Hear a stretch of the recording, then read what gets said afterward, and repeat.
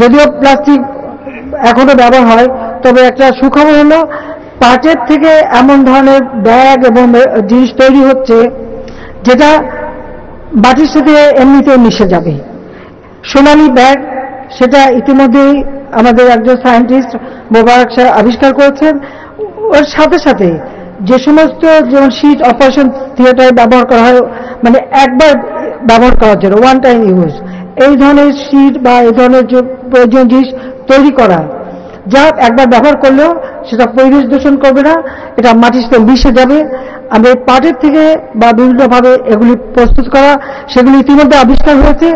এগুলি যাতে কমার্শিয়ালি ব্যবহার হয় তার জন্য ইন্ডাস্ট্রির সাথে যুক্ত করা হয়েছে এবং ভবিষ্যতে আমরা সেভাবে ব্যবহার করতে পারবো, সেই বিষয়টা আমরা দেখেছি।